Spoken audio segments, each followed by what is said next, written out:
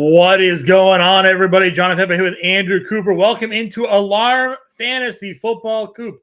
We are kicking off week 8 of the NFL season. This is our waiver wire preview show. We're going to talk about some of the top guys to claim off of your waiver wires here, give you the latest injury news and updates, and of course, answer your questions here on today's show.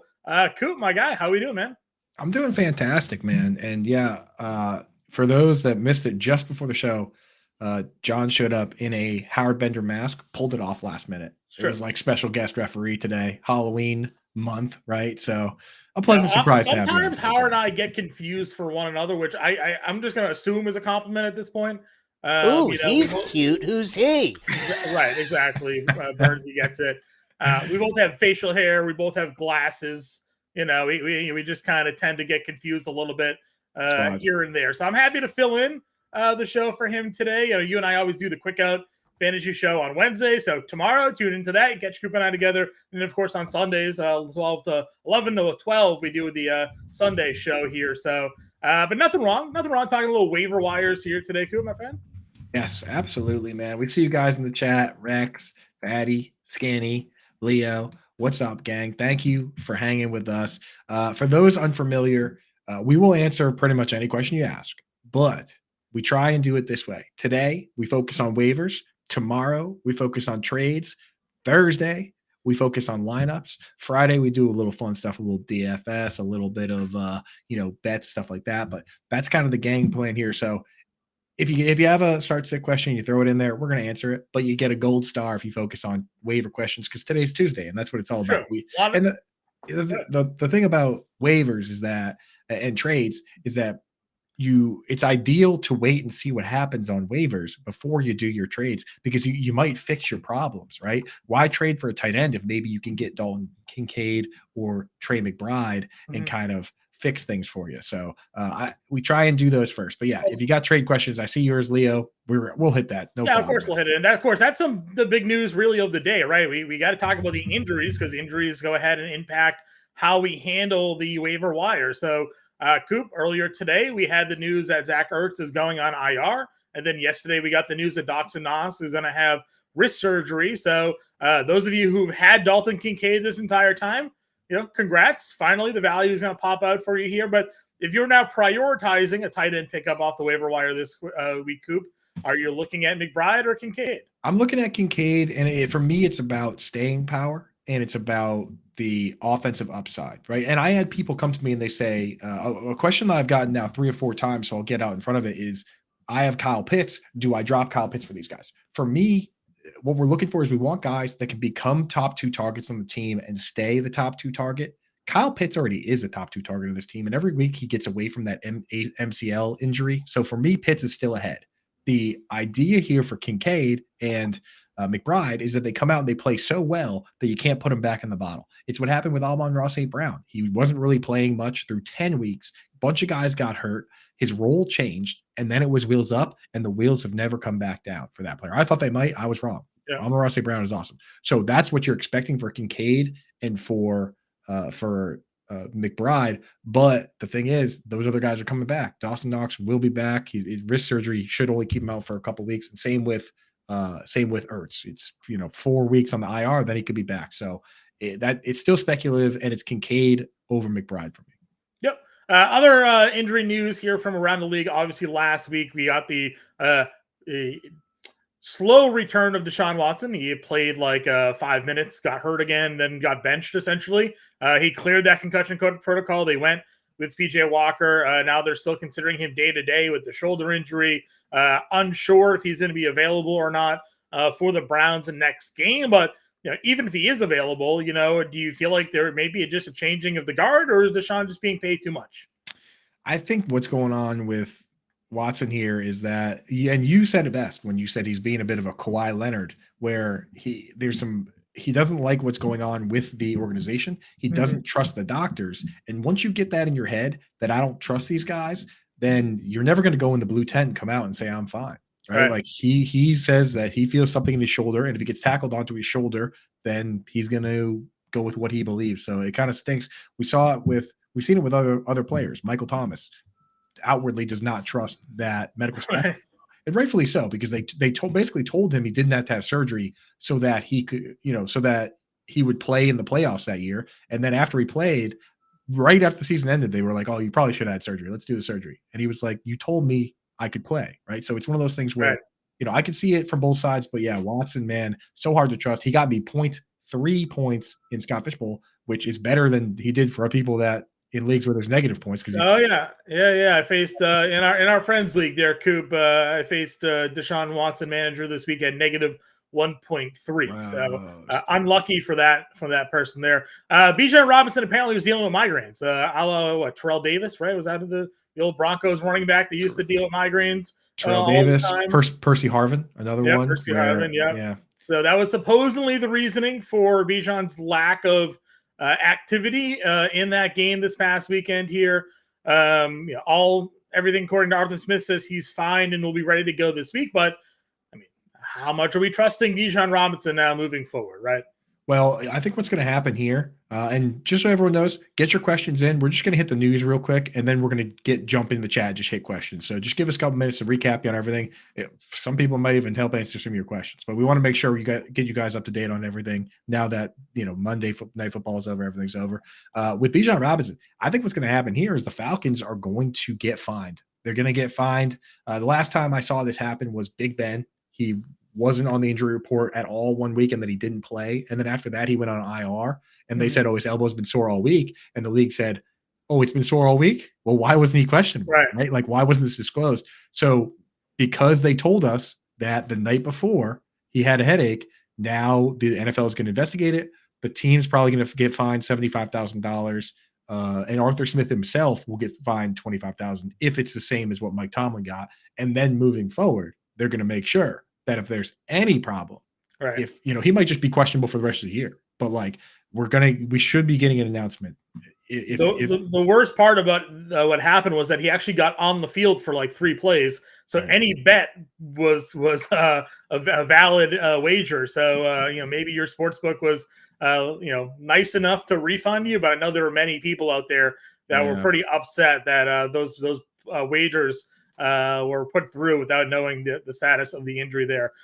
Coop, the Ryan Tannehill news coming out, may not play, may not be available. And now they're coming out and saying that both quarterbacks will play if Ryan Tannehill is out, Levis and Malik Willis there. So, I mean, we've seen what Willis can do. What's your thoughts on with Levis, though? To that, I say good. To that, I say good because I don't have too many, even in Superflex leagues, I wasn't going to plan on starting one of those guys anyway. So I want to see them both. Get them out there, mix and match. Let's see what they can do. If one of them pops and earns the job, then great. And it's always better that way than just having one go out there, because then you will never know what the other guy can do. So yeah, let's have a real competition. Let's see what these guys do. So I actually love it.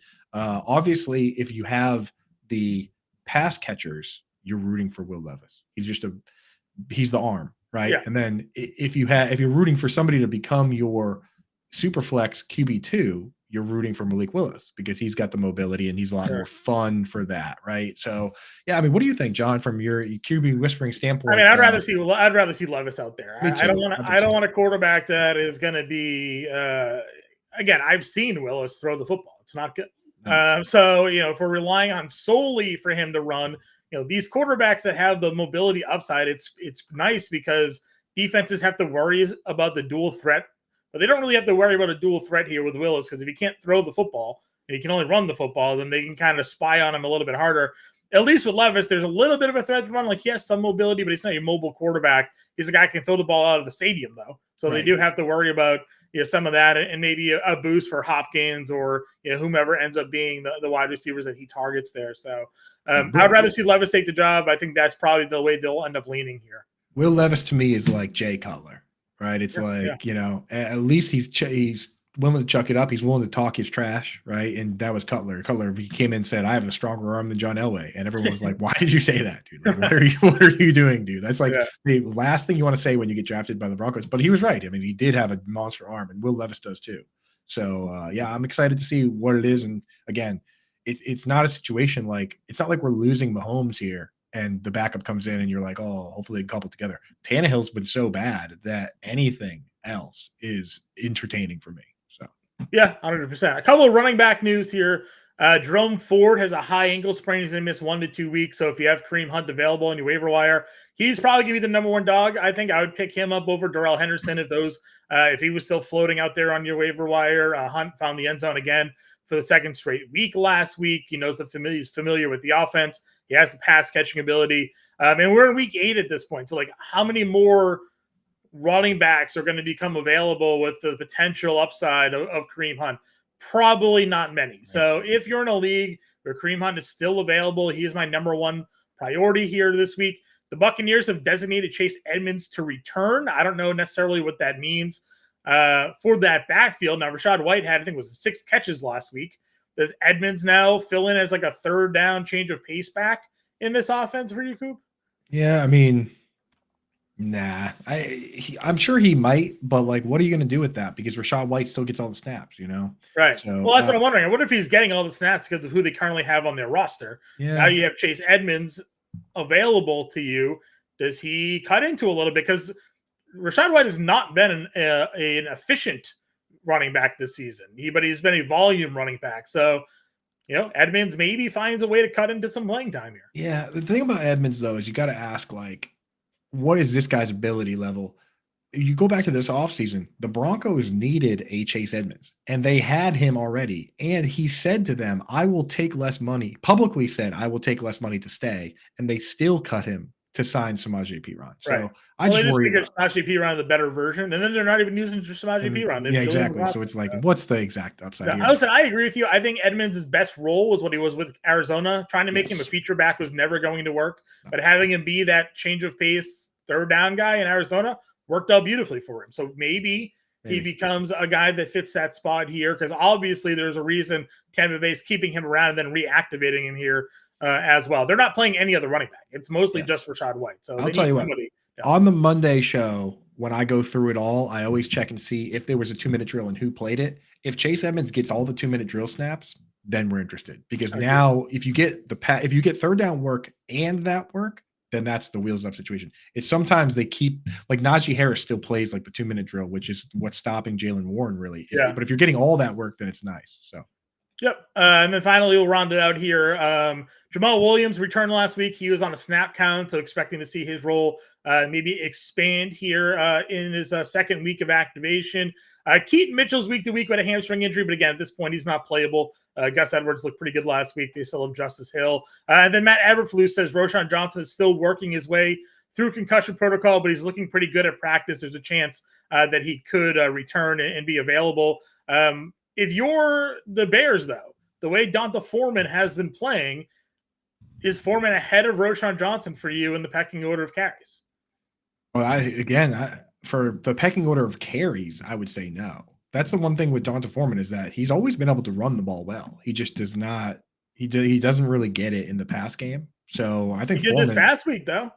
Yeah, but I mean, is this a guy that's all of a sudden going to be that guy, or was it out of necessity? Right. So got a touchdown pass, had a couple of targets. I mean, sometimes we talk about this like, Derrick Henry doesn't catch the football. Well, they don't throw to Derrick Henry, but when they do throw to Derrick Henry, he started catching the football. And then all of a sudden, Derrick Henry was getting like 30 catches a year, on pace for 40 catches a year. Now, hasn't been this year. I'm not saying that's Donta Foreman, but we did go into the idea of like, well, Donta Foreman isn't a guy that generally catches the football. And then last week, he found himself having a handful of targets and receptions, 5 targets, 3 catches in that game. So, again, I'm talking about carries and snaps. Is Roschon going to be a guy that pops in as a third down back potentially, as a change of pace for that offense, and Foreman's the RB1? I mean, that's something I think we have to look at, given the success Donta Foreman's had on the ground for a team that struggled to run the football.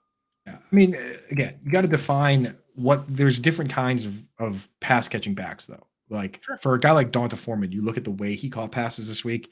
It's not like Austin Eckler running wheel routes or they threw him a screen pass that he took for like 20 yards. He took a little curl route for a touchdown. I mean, they still had him run routes. He wasn't just his ADOT was negative 1.3 well, yards. Yeah, he's not running routes. He's running to the flat, and the touchdown was like a curl route. So he's hanging out, dude. Yeah, he's not right. He's not Alvin Kamara or Austin Eckler, but if they're going to throw him the football, they're still throwing him the football. He had 37 yards of yak. I'm looking at it now. 37 yards of yak for a total of 31 receiving yards. So it just screens, But so I think that's where Roshan probably steps in and plays. I think. Well, that's what I'm saying. Do you think he's the third down back, which is fine, and Donta Foreman leads and carries? I'm not saying leads and snaps, but do you think he's the number one running back on this team? I think he is. I think Foreman is, and I think that after this performance this week, you almost got to get him in there. All right. Well, then we agree what we're talking about here. Anything else you want to chat, Coop, before we talk about waiver wires? Just wanted to mention, I mentioned at the top of the show, I know we had some people pop in here. Thank you guys for popping in, hanging out with us. Hit that like and subscribe just to help us out. I mean, definitely smash that like button. It goes a long way. It means a lot to us. So thank you guys for tuning in and hanging out. And for those that missed at the very beginning, I mentioned 2 tight end situations here, potentially 3, but one of them, like if Gerald Everett misses time, I like to joke about Stone Smart is the guy, but probably won't have a relevant tight end. Yeah, there you go, friends. Yeah, probably won't have a relevant tight end, but the other ones definitely could, which is the Bills. Sean McDermott said that Dawson Knox will undergo wrist surgery. He's had a wrist issue, timeline unknown, but we've seen guys come back after 3 or 4 games with wrist surgery situations. Mm-hmm. You're going to at least get a couple games of Dalton Kincaid to see what he can do, which is all we've wanted. And then Zach Ertz was also put on the IR with a quad issue, which means he won't be back until week 12 at the earliest. And Trey McBride is going to be the guy there. So 2 potential tight end waiver ads this week for sure. All right. I like it. Let's get into our top waiver ads at each position here, Coop. Guys, again, we see your questions. Let's clear the deck on some questions first. You want to clear the deck? We got a whole lot of questions to get to. So that's usually how we do things. We don't want people hanging out. Sometimes people got like a lunch break or whatever. Let's get to the questions. Where are we going?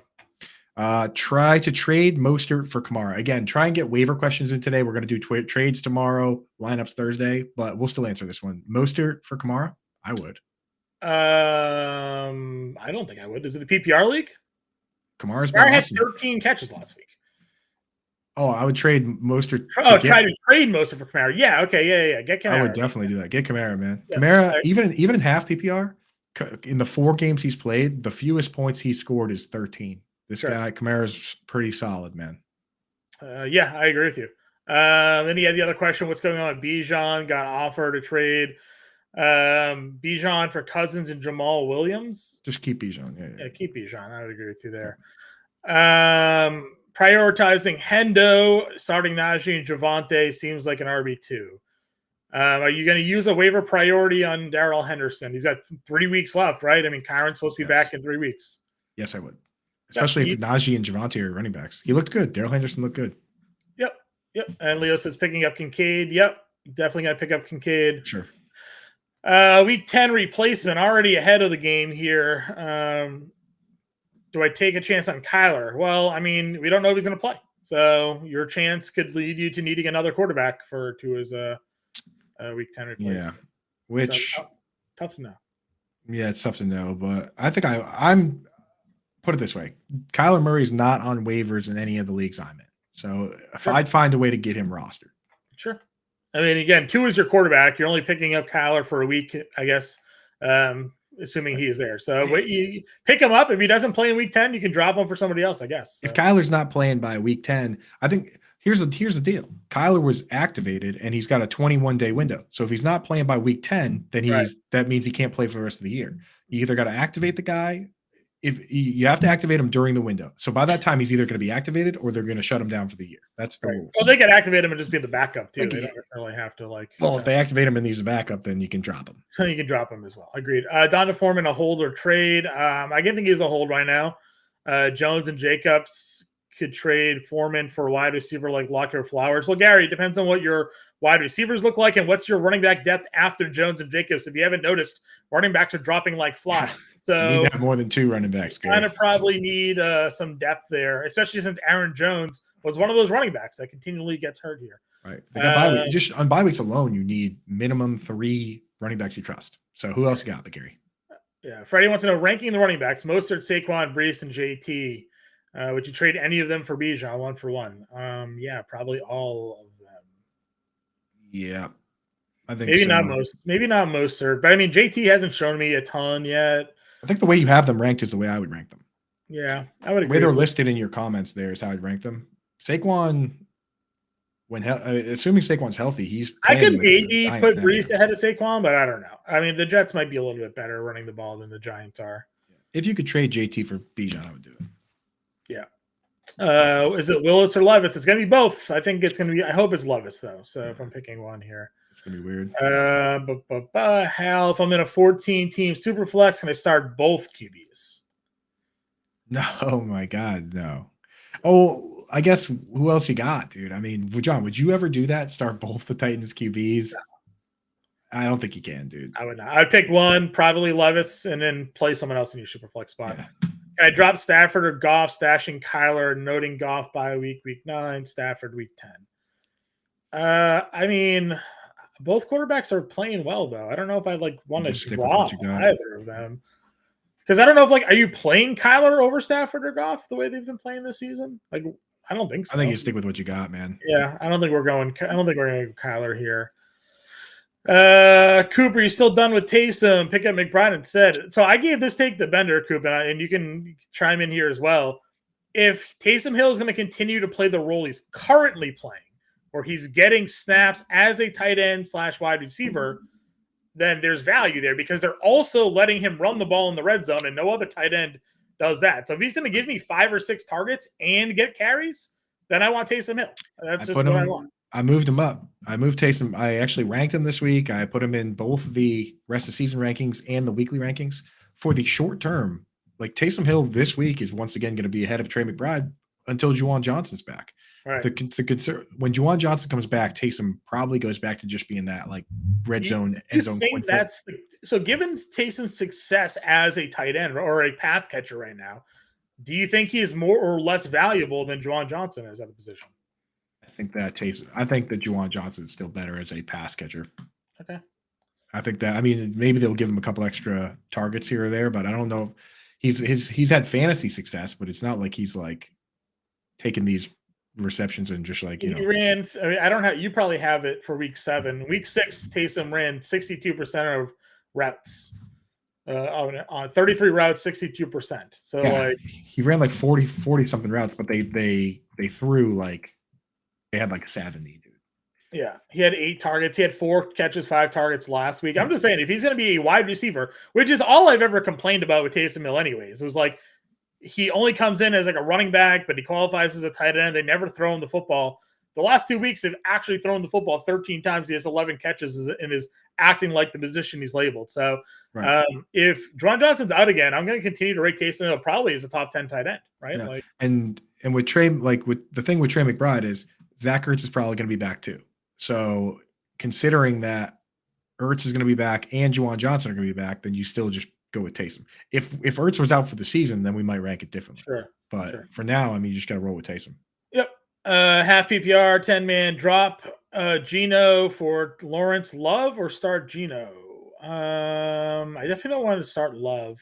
What's Trevor Lawrence matchup this week? It's not great, right? Jacksonville's in Pittsburgh. Geno's got terrible. He's got against Cleveland. No thanks there. What's Trevor Lawrence? Green Bay versus Minnesota? I guess, but Love has been so bad. I would start Trevor Lawrence. Zay Jones will be back. I think that opens things up a little bit for them. Okay. That's fine. That's obviously going into Pittsburgh is never easy for many. Troy Wilson saying Pierce strong over Hunt. That's not going to be the way to go. Probably not, but he's out here giving everybody advice. Goff over Stafford. Yeah, probably. What's the Rams matchup? Well, he's playing bye weeks anyways there. Yeah, so. He's playing bye weeks. Cam Akers looks like he can play in this league again. Maybe. Why would Foreman go from the practice squad to ahead of Roshan? I imagine is this question. Playing.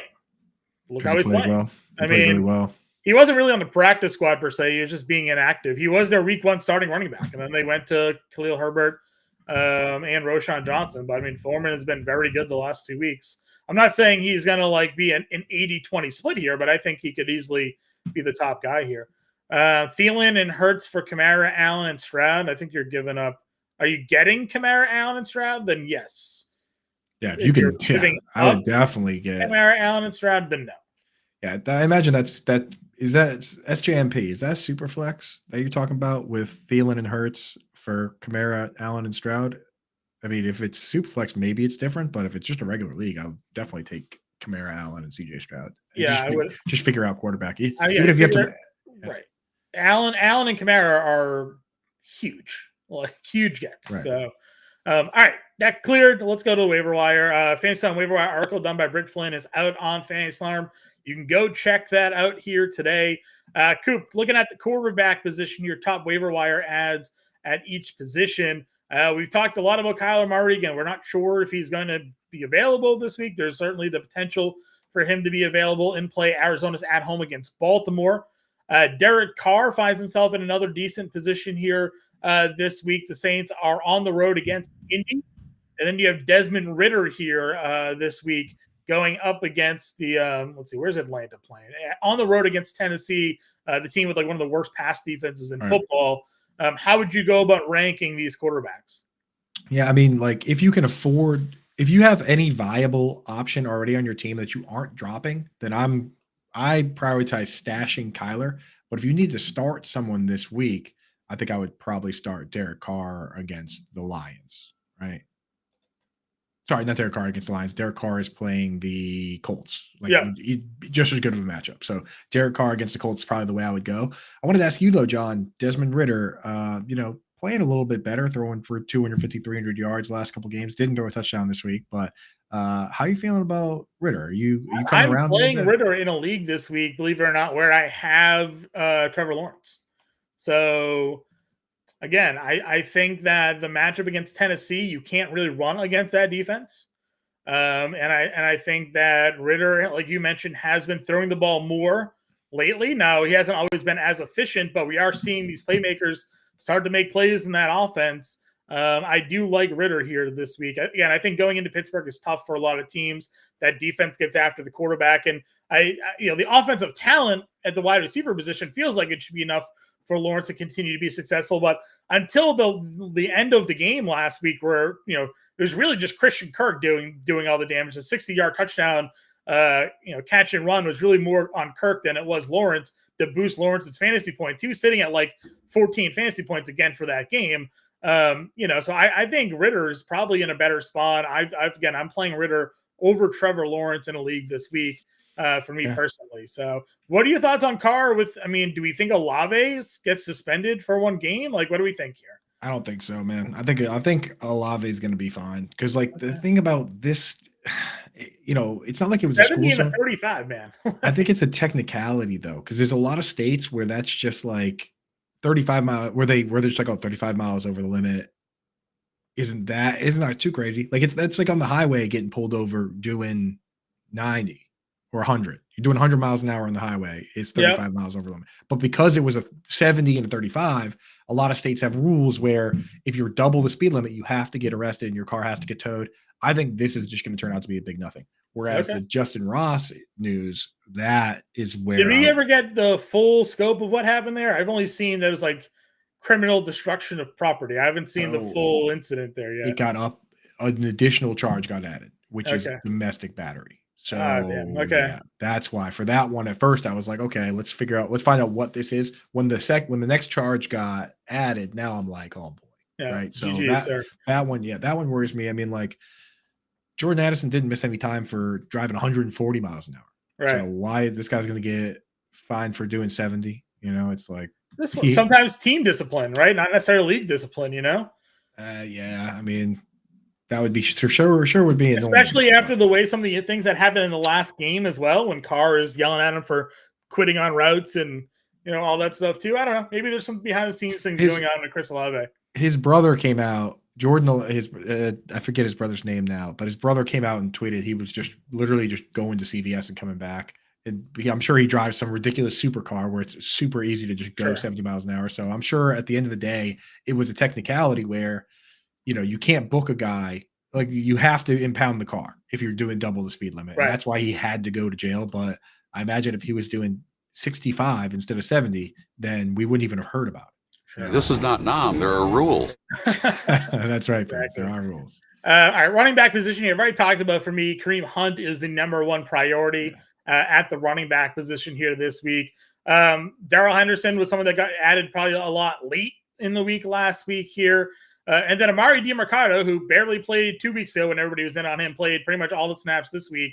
Right. How are you yourself relating these running back on the waiver wire this week, Coop? Yeah. Amari DiMercato, he got all the pass snaps the previous week, but not the running snaps. This week, Keontae Ingram hardly played. I worry with the situations like this in the bridge year that they just said, hey, let's see what Amari DiMercato has this game. And then next game, they might use another guy and say, hey, let's see what this guy's got. Let's see what this guy has. We've seen teams do that before. So that worries me. Whereas Darrell Henderson, I see a situation where this team, the Rams are playing like they're still in it. They want to win. They're going to play their best guys. Henderson, I think, is their best shot. The fact that he's going to have an actual full week of practice under his belt and probably be even in line for even more work. So I am with you. I have Hunt 1, I have Henderson 2, and then DiMercato 3.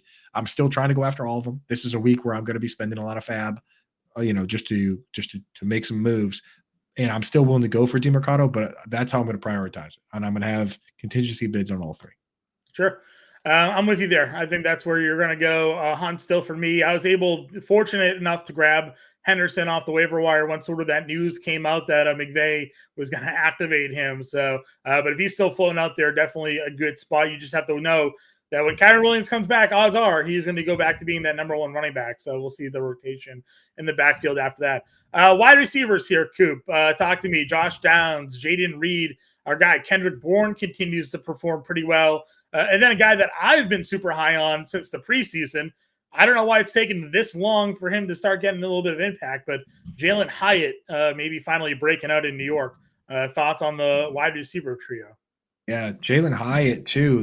You were on him, man. And honestly, we've been calling for it all year where we wanted to see Hyatt, we wanted to see Wan'Dale Robinson. I don't care who the third wide receiver is. It turns out it's Darius Slayton, but I was just done with no more Isaiah Hodgins and Paris Campbell or even Sterling Shepard. Like, let's just see what the young guys have. So I love that they're doing that now. And Jalen Hyatt has a bunch of unrealized air yards, which for the most part, those end up translating a lot of times into more good weeks, right? Like, so you've got these guys that they're chucking them up the ball. They're not connecting. That's a good stat to look at and say, okay, this is going to get corrected. This guy isn't going to have – Chris Olave has like 100 more than anybody else. I think Chris Olave is due for some good weeks too. But like, yeah, Jamison Williams, these guys, they're going to connect on some of these. And I think Jalen Hyatt's a guy I'm definitely interested in. Glad I have him in best ball because that's probably his best format. But if you play full PPR, Josh Downs is a guy you got to go out and get, right? Got to go out and get Josh Downs. I like Jaden Reed. I know Britt had him in the article, but to me, he's not as high of an upside play because that touchdown was a kind of fluky. If you're kind of seeing it, yeah. And he's running far. He's running like basically the 4th most routes on the team behind Watson, Romeo Doubs, and Luke Musgrave because he's the one that comes out for 2 wide receiver sets. I'd actually prefer to go after Kendrick Bourne and maybe even in deeper leagues, Pop Douglas. What do you think about Demario Douglas, man? For the first time, he actually came out, got more snaps than Devontae Parker. He's been a guy that's played 10 or 12 snaps, and when he's played, he's looked good. This week, they finally said, hey, you know what? Why don't you just play the whole game, kid? I think that there's been a pretty clear trend towards the first couple of weeks of the season where Juju and Parker were out there and getting no separation, not being able to make any plays. Juju's been hurt again, and now you're seeing the elevation of guys that when they are on the field, to everybody else, they're popping. I don't know what Bill and the rest of that offense is tending to look at, but now the last couple of weeks, Kendrick Bourne's out there playing a lot of snaps. Obviously, Juju's been out, has helped his cause there, but he's the playmaker in that offense. He's one of Mac Jones' favorite, most reliable wide receivers. And then Demario Douglas, he had that fumble, was it 2 weeks ago, 3 weeks ago, whatever game that was. They benched him for the rest of that game. And then all the team beat writers like, I don't know why this kid's not playing. Whenever he's on the practice field, whenever he's on the field, he clearly looks like one of the more explosive playmakers on that offense. And you finally saw him again in making an impact in that New England pass offense last week. So they go to Miami this week. I think that we have to go ahead and hope that those are 2 guys that are going to now continue to elevate themselves in the Patriots offense. There were some reports, I don't know if you saw, Coop, that during the Patriots game on Sunday that Juju was actually on Instagram, like tweeting about watching a soccer game or something like that, like posting something about a soccer game that he was watching. So, while the Patriots are playing football, he is apparently not even there watching the game. So what a dweeb, dude. So yeah, I don't know. I don't know what's going on with him there, but it wouldn't shock me if we start to see those 2 play more. So sure. I would rather Bourne over Demario Douglas. But like you said, if you're in a 16-team league or something like that, sure, definitely now to grab a stab and see if he continues to play. Yeah, I mean, you look at and yeah, it's Bourne ahead because Bourne's basically led the team in snaps and targets and everything. So it's definitely the best wide receiver on the team. Best wide receiver on the team. Yeah, but Demario Douglas, one of the key stats we use for potential breakouts is yards per route run, and this, it makes sense that guys with a high yards per route run, if you give them more routes, they're going to give you more production. I mean, Tyreek Hill is kind of breaking the stat right now. He's at 4.65, right? The super high end elite guys are around 3. Some years we don't even have anybody that's above 3, right? Anything over 2 is fantastic. And Demario Douglas is at 2.24 yards per route run, which is top 20 in the league, right? So, I mean, like 2.24 is going to put you right around like Keenan Allen. Jalen Waddle's at 2.23. Jamar Chase is 2.23, right? He's ahead of Deebo Samuel, DK Metcalf, Devontae Adams. Like, so that's a statistic where you look at it and say, okay, more snap. If he's getting all these yards per route run and you give him more routes, let's see if he can keep that up and the production goes up. So yeah, pop Douglas, man, I'm interested. If you're in a 16-team league, any Jake Bobo love for you this week? So Jake Bobo, I went to Doodle investigating to see what's going on there, and it looks like Jake Bobo is kind of the direct understudy for DK Metcalf. He's a bigger player. And DK Metcalf plays a lot of split end on the outside. That they took Bobo and they put him in that role, in that DK Metcalf role, and then that allowed Tyler Lockett and JSN to mix and match at slot and flanker. So Bobo actually played more snaps than all of them. Anytime DK's out, it's good for Bobo. If Tyler Lockett were to be out, though, I don't know if that would juice Bobo up. Sure. You know what I mean? So, like, as long as DK's out, though, he's definitely a DFS play. Right, 100%. And then the tight end position, again, we talked a little bit about it already. Kincaid, Dalton Schultz, and Taysom Hill making appearances here. Obviously, Trey McBride, actually, Bridges Sexton got added in as well. So, tight end whisperer here, lead us the way. Yep, it's easy, man. It's easy for me. Dalton Kincaid is the one that I want because I think that there's a real possibility. You look at these two players, Kincaid and Dawson Knox, and I talked about this a little bit on the show before, but anyone just joining us, Dawson Knox has not been efficient. He's gotten 27 targets. He's only caught 15. Dalton Kincaid has gotten 26 targets. He's caught 25 of them. Like, I sometimes I don't understand. You've got this guy that catches it every time you throw it to him, but why don't you just see what he's got? Like, throw it to him until he's not catching it, right? Like, how are you going to have this asset that's catching it 94% of the time and you just don't keep going to him? I know he's a rookie, but now that Dawson Knox is out for a bit, this is Dalton Kincaid's opportunity to prove that he deserves to be the big dog. And hopefully Dawson Knox, when he comes back, just ends up being more of an inline tight end. We don't see any more Quentin Morris, and, you get that inline tight end. So, yeah, Dalton Kincaid is a priority for me. I already have – I didn't really drop him anywhere, but I'm going for him. Next is Trey McBride for me as a stash. Sure. So Kincaid is the guy I'm going for no matter what. Over Taysom Hill, over anybody. If you need someone to start this week, and you have another tight end, maybe go for Taysom Hill. If you're looking for the stash, just to see what the upside is, maybe you go for Trey McBride. Dalton Schultz to me is just kind of he doesn't play every snap. He's just kind of boring to me. But again, I get why he's on there. And if you need a tight end to start this week, contingency bid, put it in there, down the line for Schultz because he's exactly fine. Guys like Schultz and Njoku, safe, fine, but I'd rather go for upside. Sure. Coop, before we get into answering the rest of the questions here, let's do a little shout out to our friends over at Underdog Fantasy. Underdog Fantasy offers new contests and chances to win every day. Tonight's featured NBA Pick'em. NBA is back tonight, Coop. I don't know if you know that or not. Opening tip here tonight, LeBron James higher or lower than half a point scored. Get yourself a little boosted prop there. Just pair the correct picks of LeBron James points with a correct higher or lower pick of any other player and your chance to triple your entry fee. All you do is sign up at fantasyalarm.com/underdog with promo code ALARM. First-time depositors get a 100% deposit match up to $500. So, again, Coop, they're giving us a freebie. LeBron James, half a point here. Compare with any other picks on the board. If we're looking for something to pair up tonight, what do you got for us here, Coop?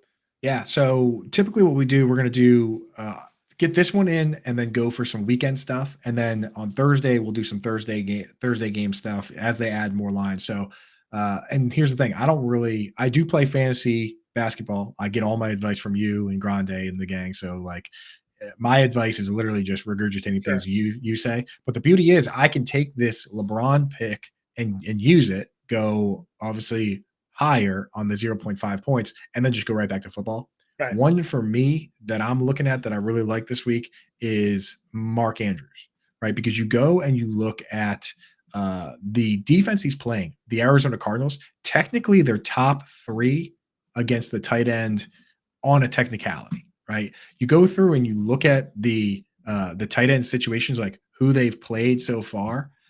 You have there's not a lot of good teams on this schedule and good tight ends on the schedule, but even the Seahawks tight ends have combined for 51 yards, right? Like you go through and you look at it and there's really nobody good that they've played so far. And the fact that they haven't let up a touchdown is kind of a fluke, right? There's no Isaiah Simmons. There's no Devondre Campbell. Last year, this team was bottom 5 against the tight end. So for me, Mark Andrews, I see no problem with him getting the higher on that 57.5 yards. Like you were all over Mark Andrews this past week as well, going up against Detroit, and we saw that Baltimore team, they blew Detroit out of the water there. Vegas building more casinos on that one because a lot of the money line bets on the week were going in on Detroit.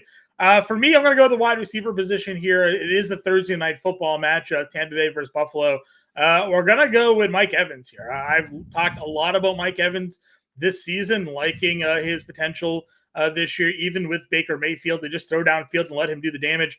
Now he's going up against a Buffalo Bills secondary that, listen, there's clear issues right now on the Buffalo defense.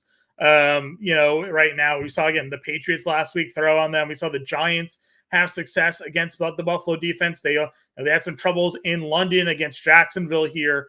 I can't imagine Mike Evans having difficulty with the number of downfield shots and targets that he gets from Baker Mayfield here. Sure, the Buffalo pass rusher is pretty good, but still, I think Baker's going to do enough here to get Evans the football, and we'll see Mike Evans go over the 60.5 yards here this weekend. Bingo, man. Yeah, and the thing is, we've seen a few times now, as you mentioned, where Evans hasn't been the problem. He's been getting wide open, and Baker's just missing him. But this past week, he didn't miss him. He hit him on that 40-yard touchdown. And just wanted to, I did have the numbers on Mark Andrews. I didn't have them in front of me, but these are the defenses versus the Cardinals. Washington tight ends had 60 yards. Waller had 76. Jake Ferguson had 48. Right? Here's why they show up with all the best defenses is that the San Francisco game, CMC and Ayuk did everything, right? In the Bengals game, there was no Irv Smith. They didn't even throw to the tight end once. In the Rams game, Kyron Williams and Cooper Kupp each had 150 yards, so they didn't need to go to the tight end. And then even the Seahawks tight ends combined for 51. So in most of those games, they're letting up over 60 yards to the tight end. Mark Andrews said at 57.5. So yeah, higher, that's an easy one. Yeah, I'm with you there. So again, those are our two plays to pair up with tonight's LeBron James, 0.5 point. Mark Andrews higher than 57.5 receiving yards. Mike Evans higher than 60.5 receiving yards. And again, guys, if you want, you can go ahead and scan the QR code here on the screen or go to fantasy.com/underdog. Take advantage of that new depositor bonus up to $500. I mean, that 500, is man, insane. Where was that when I was first getting in Underdog? No Where kidding. was that? We only got the $100 deposit match. Yeah. Actually, I think when I signed up, all they did was give me a free entry to the best ball millie. But $20. Now they're giving away 500 bones. Straight cash, homie. Straight cash. Yeah, I got to ask you though, John, as a basketball guy, do you think LeBron James can get that a 0.5 point tonight? Here's the thing. Underdog twice this year has had a 0.5 yard prop that went under. That's Aaron Rodgers and Bijan Robinson has gone under the 0.5 yard prop. Is that the new Madden curse, dude? I don't know. So I am hopeful that LeBron can go over the 0.5 point. Do it. But it is kind of wild that they've put out 2 0.5 yard props this year and it's gone under twice. So, yeah, careful now. Yeah, we got some more questions in the chat if you want to hit on a few of those. Let's get to them. We got another 10 or so minutes here on the chat. Let's see, where did we leave off here? We left off. I think the next actual question in the chat is our buddy Rod Elliott. Good. Rod here. Okay, I think we got it right here. Would you pick up Woods, Zay Jones, or Cooks? Current wide receivers are Hill, Allen, Flowers, and Myers. I mean, you have great wide receivers. Yeah, you're awesome. Zay Jones is interesting to me because when he's healthy, he's getting looks here, Coop. What are your thoughts on the Woods, Jones, Cooks thing here. Yeah, I think Brandon Cooks has been brutal. Michael Gallup has been even worse. Gallup has something like 12 targets on contested catch situations and only caught 2 of them. Yeah, so that's the one reason why I keep going back to Gallup, and I actually built a DFS lineup this week that has Gallup in it because he's like $3,600. Is because he gets double-digit targets. They do throw him the football. Yeah, he can't be that bad. So I think Zay Jones is probably your best bet there of that crew because you got Tank Dell coming back. So I don't know. Nico's going to be the starter, the number 1 wide receiver. Houston at Carolina this week. It's not a great matchup to throw the football. This is going to, as we work our way through the week here, Coop. I gotta say, is this a week we finally put Dameon Pierce in a lineup because of how bad Carolina is against the run? Yeah, right. Might have to. And the thing is, Rod, there's no bye weeks this week the schedule makers just decided to week 8 just free for all. So it's not like you have to start whoever you're picking up anyway. Right. Agreed. SJMP, which I think we did listen. Yes, we're going to do Kamara, Allen, and Stroud if we're getting those 3. Hal says the Tennessee. I started Sam Dowell last week. Positional gut. What? Sam Darnold last week? Crazy. Then in that case, yes, play both guys. If you really can't, you have no positional players to play at small. We say this all the time. At Superflex, you do not have to start. You don't have to do it. You don't have to do it. You can play a positional player because Sam Darnold got you 0 points last week. Play literally anybody else. So it's not a QB league. It's a Superflex and a QB league. So just the way it is. There you go, dude. League, I don't know how to explain it. It's 25 points per yard, 50 yards for passing a point. So specialty scoring there. Oh, that was the other one. Yeah, that was for the Hurts, Thielen, Kamara. We're still gonna go that. I'm still trading quarterbacks away. Single QB, I'll figure out quarterback. Yeah. Trade Cooper or Waddle and A-Chain. Oh, trade Cooper or Waddle for A-Chain. Rashad White, Najee Harris, Karen Williams, Tajay Spears is his running back. I think I'd rather trade Amari Cooper. Yeah, me too. Yeah, Waddle's been hurt though. I don't know. Waddle's got You're also trading for an injured running back, which isn't great, but Waddle left the game with a little back issue, but came back. So I don't know. Usually guys don't come back in if they're not. Usually when guys come back in and play, they play the following week. Amari is the number 1 wide receiver, and you'd be keeping a number 2 wide receiver. So maybe in that sense, I'd rather keep Amari and trade Waddle. In a historically efficient offense, though. Yeah, but he, I guess he did score a touchdown last week. So Durham Smythe has 3 games in a row where he has not touched the football. It is literally just Waddle, and So I think I'd rather just have the guys in the highly consolidated good offense, man. Sure. If you need the running back help, then Cooper or Waddle for A-Chain's fine. I think Coop's leading trading Cooper away there. Do you think they would have Kyler back up? Again, I don't think so, but I'm just saying, if they really don't want to play him, that would be insane. They don't have to. How does Art Smith care if they run the ball against Tennessee, or will he do arty things? Well, here's the thing. The perception is obviously that they run the football, but they've been throwing the ball a lot lately. Yeah. So I think they will throw as much as they've been throwing. So they got to do it. I guess the one concern is the Atlanta defense is just shutting down the Willis-Levis combo. Then they may not have an incentive to throw the football as much. So, they're passing because they're losing. If they're winning, they may not pass. So something to think about there. Is Henry Ruggs discount on Olave this week? Not probably not. Troy throwing a few, and Troy's answering some questions for us in the discount. He's taking Akers over Hunt rest of the season. Nah, man. I want Hunt. Yeah, Hunt is going to. Even if Ford comes back, Hunt still had double-digit carries last week. Had double-digit carries this week. It's becoming more of a share. And I said this to Bender, and it's easy to victory lap the 70-yard touchdown. And again, I had him in my DFS lineup. I needed it. He went off and it helped me a lot. Look at his total yards. He only had 73 total rushes on 15 carries, whatever it was. So outside of that big touchdown run, he had less yards than he did carries. So my biggest complaint for Ford is the lack of efficiency, but you can't argue game-breaking ability. He clearly is a big playmaker for them, but I don't think Kareem Hunt's going away by any sense of the imagination here. Let's see what else we got. Jaden Reed looks the part, but he won't be this year. But he won't be denied. I agree. Probably eventually Jaden Reed takes over.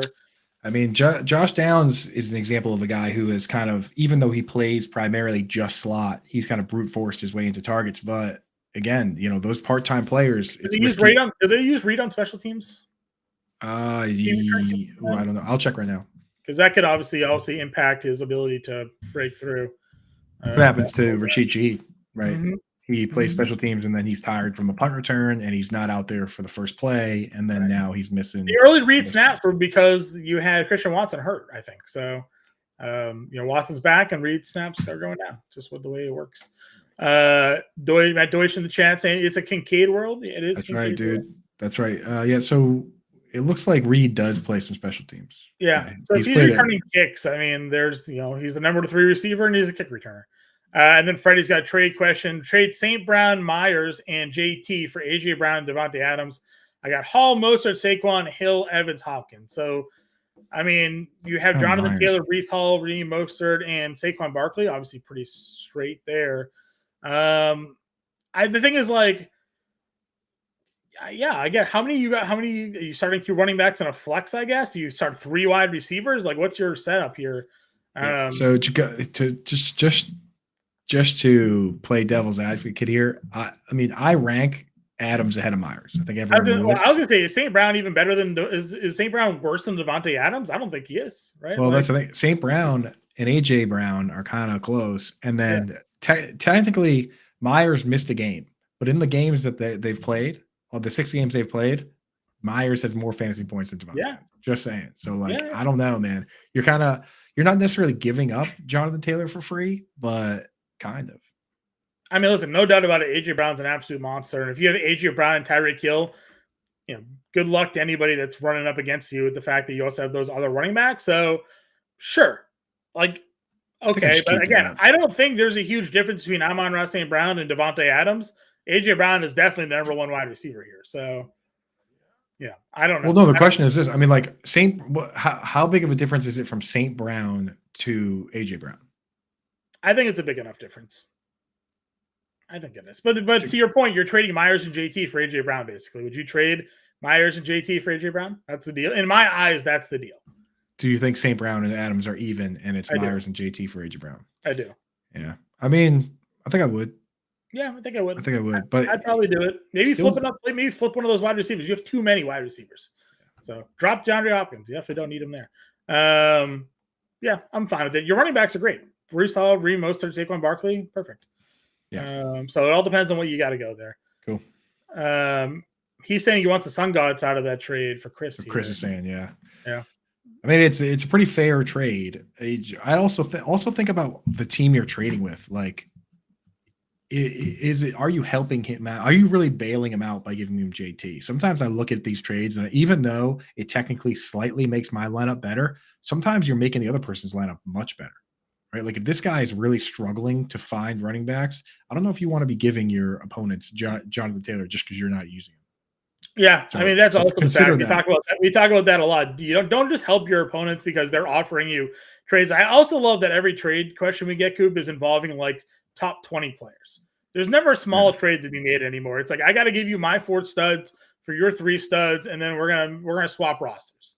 Right. Yeah. There's some that's a big boy trade right there. So yeah. Right? I mean, I don't know if I would think hard about what the implications are of the trade. That's what I'm saying. Right. Yeah, I would agree with you. Figure out where your check bye weeks coming up. Like, don't trade away these guys if you're going to now leave yourself vulnerable a couple of weeks for bye weeks because you don't have fill-ins. Like, there's definitely a lot more questions to be answered there. But on its surface, I do think I would probably do the deal. But long term, you would think that Adams would be better, than what you're getting there. But I don't know. It's a really close trade for me. Coop, what do we got going on this week? What's coming up for us here? Yeah, so today for me, I mean, Britt has the Waiver Wire article out now. Check that out, the write-ups on that. Today I've got my tight end yin and yang coming out. By the end of the day, we'll have all the rankings updated, so we're good on that. And then we're into it. Wednesday snap count, Thursday will be your tight end DFS from me. Those are my articles. Shows all week, obviously. What about you, John? Listen, quarterback coach coming out this afternoon. Going to finish that up after today's show. And then we have the NBA DFS live stream tonight, 5 o'clock Eastern. We're going to do 30 minutes here tonight, 5 to 5:30. We might go to 6. I guess it depends on how active all of you are in there. Obviously, the NBA slate, 2 games here tonight, but we already have injury news coming out. And there is no lineup lock period like it is in the NBA compared to any other league with the announcements that come out with guys who are in and out and starting and whatnot. So NBA DFS content is out. Our NBA podcast show is already live out on YouTube. It has like 900 views already. So it's trending towards being one of our most popular shows of all time. So if you're into some NBA DFS, go check that out on the Fantasy Alarm YouTube today. Underdog best bets for today's NBA slate is out. So NBA playbook is out. Our overall best bets from our guy Iggy Coop. Doing some NBA best bets for us this year. He has his article out. Nice, so a lot of NBA content available on site for tonight's NBA kickoff. And then we have like a 13-game NHL slate as well. So Chris Murray has the NHL playbook out. Josh Wagner has the best bets and underdog. So you guys are not left without the support here for Fantasy when it comes to sports. Wait, Iggy, IDP Iggy? Man. Oh, that's sick, dude. I love Iggy, man. He's doing our NBA best bets this year. That's awesome, dude. I got to shoot him a DM, dude. That's my boy. That's cool. Yeah. He's joining the squad. He's in our Discord. Go check out our premium Discord if you're not yet a Fantasy Alarm family member, Coop. We still have like the best deal of all time going on. Go All Pro for less than $16 a month. Go to fantasyalarm.com/lock. Promo code LOCK saves you $100 off our All Pro annual subscription package. Again, it's for a year. You get it for less than $16 a month. If you were to go month to month with us, Coop, it's like $40 a month. We're giving you the annual pass for $16 a month. So scan the QR code here on the screen. Go to fantasyalarm.com/lock. Enter promo code LOCK and join the family today for a year for less than $16 a month. Get access to all of our premium content on site for football, basketball, hockey, NASCAR, MMA, PGA, NFL, you name it, we cover it. If it's behind the paywall, it's no longer behind the paywall for you. Get it for less than $16 a month. It's free real estate, man. And I'll tell you, the football stuff obviously crushes, but Mike Iannone over on the MMA, he's been taking down tournaments himself. Matthew Sells, the 3-time NASCAR Writer of the Year, including back-to-back years, man. Like, we got it covered, man. We got covered across the board. And so if you haven't checked out our Fantasy on Twitter account from this past weekend here, the screenshots galore from week 7. Yeah. I took home $2,000. Dan Malin went over $5,000. We had numerous subscribers in our Discord posting their wins from the playbook and advice we gave out during our live streams on Sunday, Coop here. So a lot of great information out. We're ready to crush it in week 8. And like I said, NBA starts today. I played NHL DFS every single day since the season started. There have been one day where it didn't cash, and that was my fault because I just made a lineup in a car without reading the playbook, and I lost. So on my own volition, I took the L. Using the NHL DFS playbook every day, I've cashed a lineup every single NHL slate this season. So really can't hate the content we got going out here, guys. Rex Timotheus, who was in the chat earlier, I'm not sure, I think his lunch ended. He posted his winnings. He did $153 worth of bets and won $4,600. Yeah, exactly. Right? Troy in the chat, Voice in Fuego, a $34 entry, won $3,756 this week. Like, can't beat it. Scan the QR code, fantasyalarm.com/lock, promo code LOCK. Coop and I will be back tomorrow for a quick out fantasy football. For now, everybody, we'll catch you all later. Talk to you then. Cheers, y'all.